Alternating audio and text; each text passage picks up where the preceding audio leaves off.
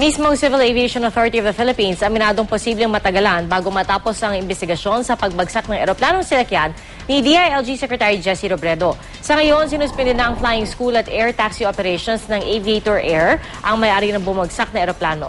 Balitang hatid ni Julius Segovia.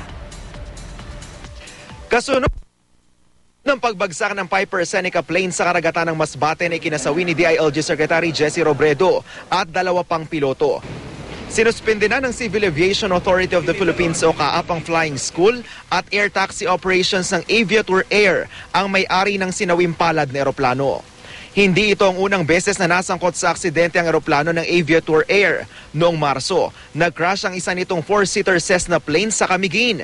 Patay ang mag-inang Norwegian at sugatan ang 2 pa nilang kaanak kasama na ang piloto. Pero giit ng Aviator, bumagsak ang eroplano dahil pinilit ng sakay nito na lumipad sa kabila ng sama ng panahon at hindi dahil sa pilot o mechanical error. Bumuo na ng 3-man investigating team ang CAAP na bubusisi sa pinag-ugatan ng plane crash sa Masbate. Engine failure ang isa sa tinitingnang anggulo. There might have been an engine failure, that one of the 2 engines might have failed. And so we have to inspect all of the airplanes to include their maintenance facilities as well. Bukod dyan, di rin isinasantabi ng CAAP ang human error. Kahit paraw biyasa na sa pagpapalipad ng eroplano ang nasawiring piloto na si Captain Jessup Bahinting na siya ring CEO at Chief Pilot ng Aviator Air. Isa rin sa inaalam nila ang lagay ng panahon ng mangyari ang insidente. There are many factors in an accident, There's the human factor, the maintenance factor, the material factor. Weather can be a factor as well.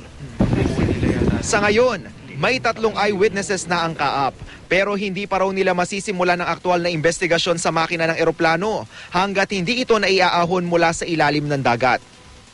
Hopefully recreate its condition before and after the crash. The Philippines doesn't have the capability to look into an engine and see what was wrong with it. We'll have to send it to an expert outside of the country before we can render a judgment.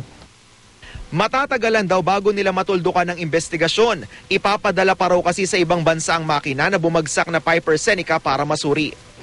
Wala raw impormasyon ng CAAP kung nakatawag pa sa air tower ang eroplanong sinakyan ni Robredo bago ito bumagsak. Ang meron lang daw sila ang huling text message ng aide Robredo bago mangyari ang plane crash. Sinabi na ng Aviator Air nung Lunes na 12 taon na sa kanila ang nasabing Piper Seneca plane. Tiniyak nilang nasa maayos itong kondisyon ng gamitin ni Secretary Robredo. Julius Segovia, GMA News.